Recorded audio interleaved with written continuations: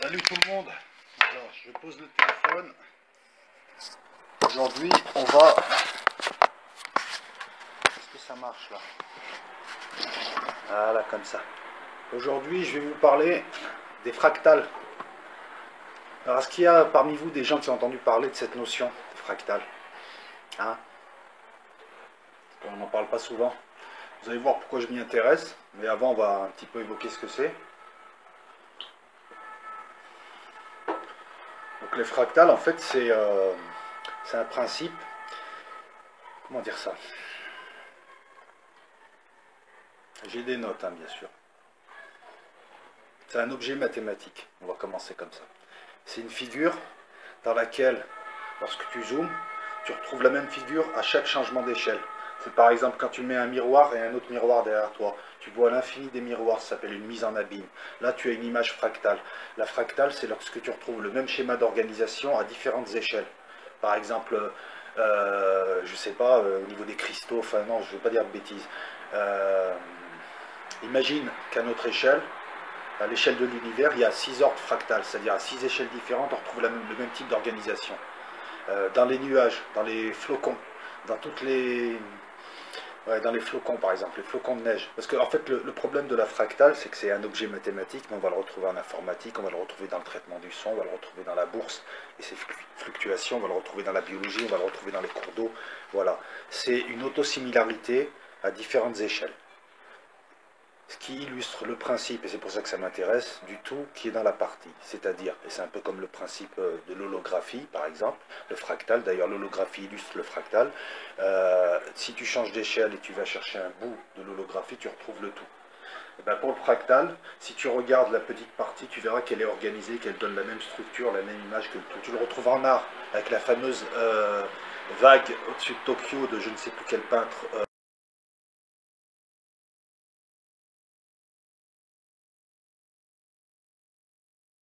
Japonais, tu le retrouves dans le chou romanesco, tu le retrouves en mathématiques, tu le retrouves dans les structures de certaines roches. Voilà, tu le retrouves dans l'univers, tu le retrouves dans les nuages. Voilà, c'est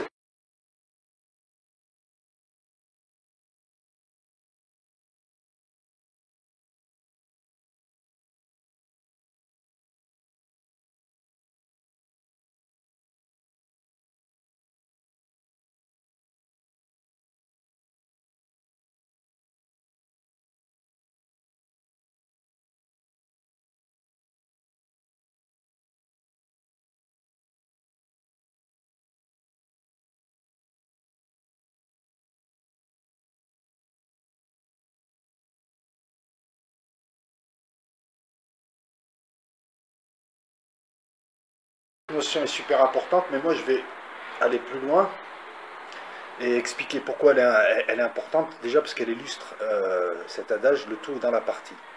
Ensuite parce qu'on s'est aperçu que par exemple les lignes de côte, quand tu regardes une carte, un pays, tu regardes les lignes de côte, tu penses que c'est mesurable. Mais en fait non, parce que selon l'échelle, plus tu vas préciser la côte, plus il y aura des détours, des petits rebords, et ça va agrandir la longueur de ta mesure, de ta première mesure. En changeant d'échelle, tu n'as pas les mêmes mesures. Voilà pourquoi on dit que c'est incommensurable. Tiens, incommensurable, ça rappelle le divin.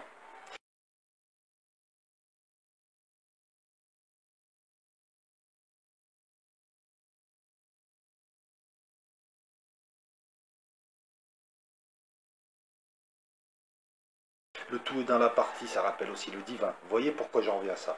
Le fractal, c'est aussi une notion mathématique qui a une dimension irrégulière. Elle n'est pas d'une dimension de 2, elle est de 1,3 dimensions, par exemple, 1,4. Voilà. C'est un objet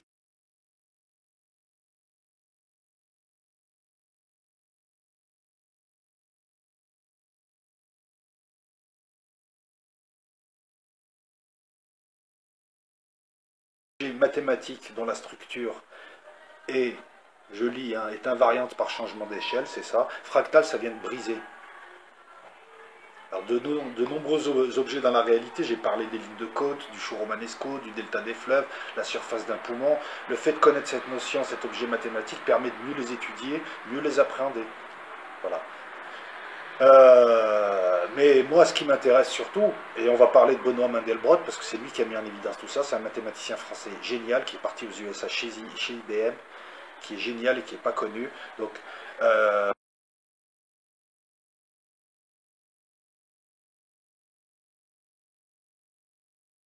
et qui par ces ensembles de Mandelbrot, c'est-à-dire des figures, parce qu'il va allier l'informatique à la géométrie, va nous montrer l'importance des fractales. C'est simple, avec les fractales, tu peux trouver des liens avec l'irrégulier et avec les paysages, nos structures. On a la géométrie qui te parle de cercles, de carrés, de triangles, de formes parfaites. Mais dehors, il n'y a rien de parfait. C'est très rare de trouver une forme parfaite.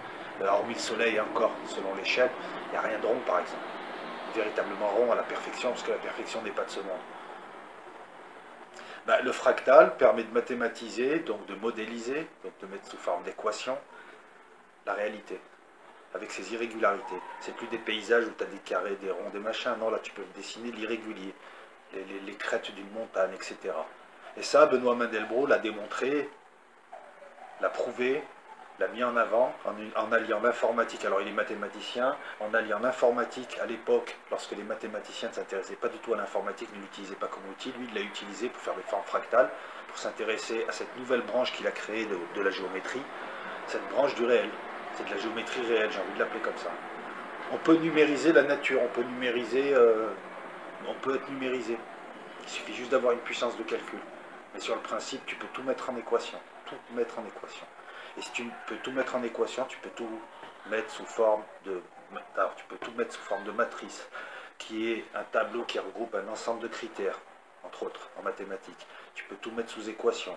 Et donc, tu peux tout modéliser en électronique en créant des circuits logiques. Tu peux tout numériser. Donc, la réalité, si tu as la puissance de calcul nécessaire, tu peux la créer avec un outil informatique puissant. L'univers, peut-être, je ne sais pas. L'illusion dans laquelle on vit. Enfin, voilà. Mandelbrot, c'est l'informatique, donc IBM. IBM, ça rappelle HAL de l'Odyssée de l'espace de Kubrick, où il y a beaucoup d'implications métaphysiques sur justement notre réalité. Les fractales, ça rappelle l'holographie, ça rappelle le numérique, le 3D. Le numérique, on le voit avec Mélenchon, on le voit avec des gens, tu assistes à une conférence, ils sont à 10 mètres de toi, et en fait, non, c'est un hologramme. Et tu ne t'en rends pas compte. Ça existe, ça se fait maintenant. On n'invente pas, hein, c'est pas complotiste. Voilà. Les fractales, donc c'est l'autosimilarité à toutes les échelles. Donc elles ne permettent pas de mesurer la commensurabilité. Donc ça, c'est un attribut divin. Des dimensions non entières. Moi, ça me fait penser à quelque chose qui traverse les dimensions. Parce qu'une dimension de 1,2, je ne connais pas. Elles font penser, comme l'univers, à des poupées russes, et là, elles nous font nous interroger sur ce qu'on appelle les dimensions spatiales, qui sont peut-être ni plus ni moins que les différentes échelles. À l'échelle quantique, tu vis dans une dimension, tu es une particule, et au-dessus, tu es englobé dans une dimension supérieure que tu ne vois pas, que tu ne perçois pas. C'est peut-être ça aussi les dimensions spatiales que nous cherchons. Parce qu'il y a la dimension psychique, c'est le rêve, les dimensions numériques, avec des mondes numériques dans lesquels tu te promènes par le biais d'avatars, ça existe, tout ça, mais une dimension spatiale qu'on essaie d'imaginer. L'univers, on dirait des poupées gigognes entre le monde des cordes et le monde du subquantique, le monde du quantique, le monde de l'atomique, le monde du moléculaire, le monde chimique, et ainsi de suite, jusqu'à arriver au cellulaire, et à nous, et au-dessus de nous, et ainsi de suite. Voilà, des poupées gigognes. Et le fractal rappelle ça, parce qu'à chaque changement d'échelle, tu retrouves le même style d'organisation. Attention, par contre, pour l'univers, et mes vidéos l'ont démontré, tu n'as pas à chaque changement d'échelle la même auto-organisation, la même organisation, il n'y a pas de similarité, puisqu'on a vu que les règles en quantique étaient différentes des règles du monde classique, qui étaient différentes des règles du monde relativiste, qui étaient elles-mêmes différentes des règles du subquantique. Donc attention, je n'ai pas dit ça, j'ai juste parlé de l'emboîtement de dimensions, comme là on pourrait parler d'emboîtement d'échelles, des échelles différentes qui te montrent que l'objet est toujours là, quoi.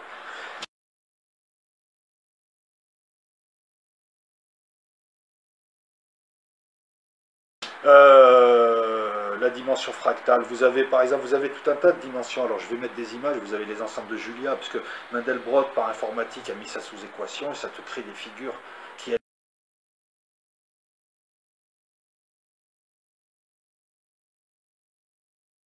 elles-mêmes, lorsque tu changes d'échelle et tu vas de plus en plus petit, tu retrouves la même figure à chaque fois de plus en plus petit. Voilà, donc vous allez voir, c'est un ensemble de Julia, vous allez étudier un flocon de coche.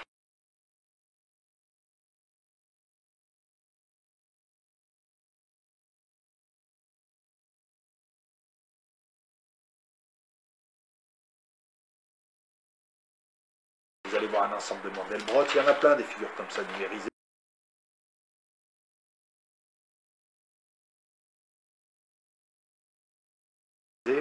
regarde un petit peu pour voir si j'ai pas oublié quelque chose.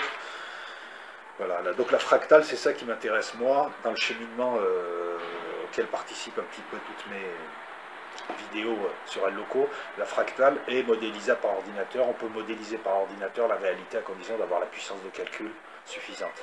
Donc il n'y a aucune limite théorique.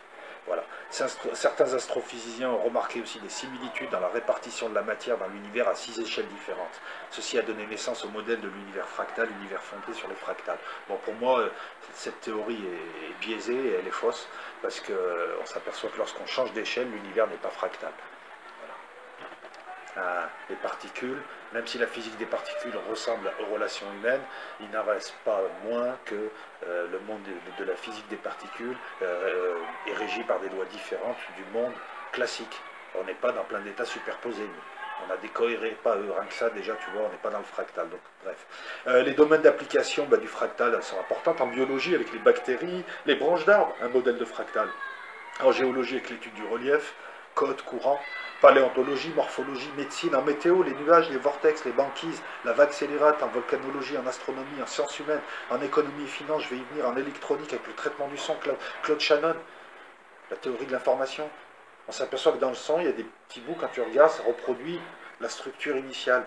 Et ça permet tout un tas de choses, notamment sur un plan de qualité du son, etc. etc. Je ne rentre pas dans le détail, je ne maîtrise pas du tout.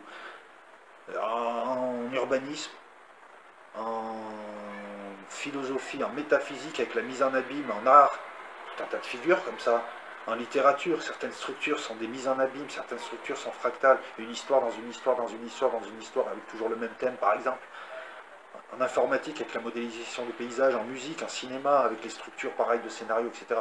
On s'aperçoit qu'en fait quelque chose de théorique, la géométrie, grâce à Mandelbrot qui crée les fractales, cette notion de fractale de brisé,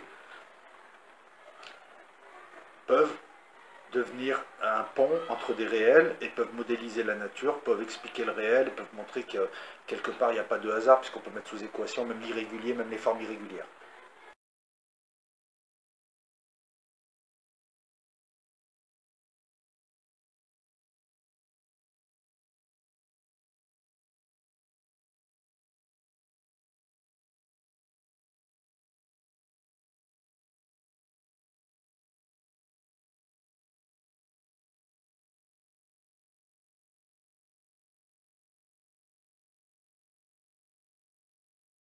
Vous voyez les implications un petit peu, et finalement que ce monde-là n'est pas si irrégulier que ça, il peut être construit. Vous vous rappelez, on se posait la question de savoir si l'univers était d'essence mathématique ou si nous l'appréhendions uniquement comme ça. Et à chaque fois qu'on avance, on s'aperçoit qu'il y a quelque chose de construit, qu'il n'y a pas vraiment de hasard, puisque là tu peux mettre sous équation, même les crêtes, tu peux les dessiner et les mettre sous équation. Et d'ailleurs, on s'apercevra qu'on peut encore mathématiser le réel. Donc est-ce que le réel a été fait et d'essence mathématique? Ça touche tous les domaines de la vie. La bourse, alors, on peut modéliser le réel, donc est-ce que le réel ne serait pas aussi une modélisation d'un plan supérieur? Ça, c'est la question. C'est pour ça que je vous parle des fractales. Et Mandelbrot, qui est mort en 2010, qui n'est pas très connu, a créé donc une nouvelle branche de la géométrie, nanana. Ouais, voilà, j'en ai parlé des dimensions. J'aimerais ajouter plusieurs choses. Alors, Mandelbrot donc, a su lier des phénomènes très éloignés les uns des autres et mettre en avant leurs relations.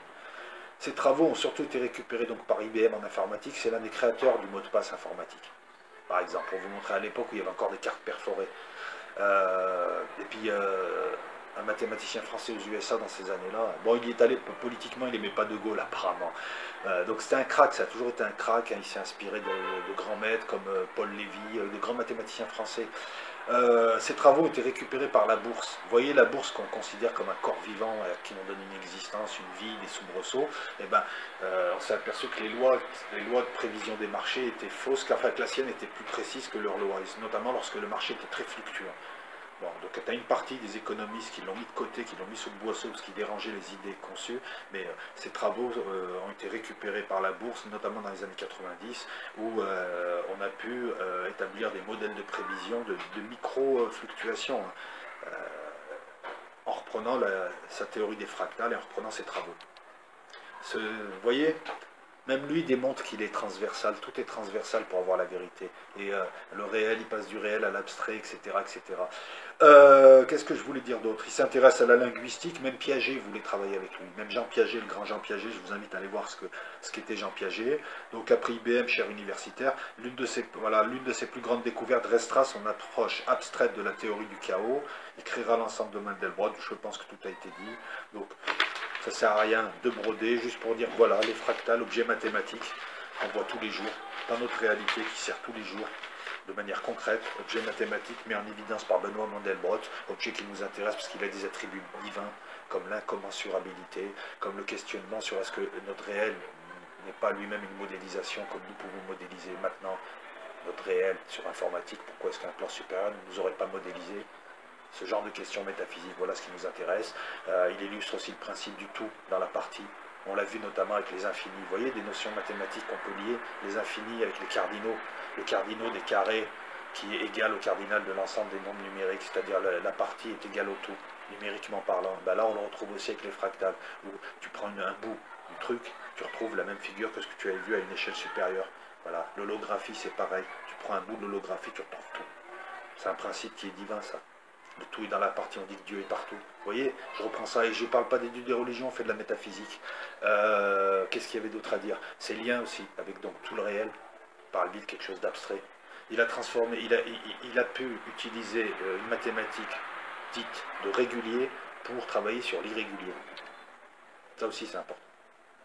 Et on retrouve toujours ce lien mathématique, informatique, vivant, est-ce que ça vit, est-ce que ça vit pas? Puisqu'on n'a pas parlé des attracteurs de chaos, parce que ça nous aurait emmené loin, mais on peut s'apercevoir par exemple que les travaux, c'est leurs travaux en informatique, puis certains travaux en informatique ont permis ce qu'on appelle les automates génétiques. C'est-à-dire avec une simple formule, tu as quelque chose qui se reproduit à l'infini et qui donne un être, qui évolue, qui grandit, qui grossit une figure. Un automate génétique, quelque chose de vivant, du vivant numérique.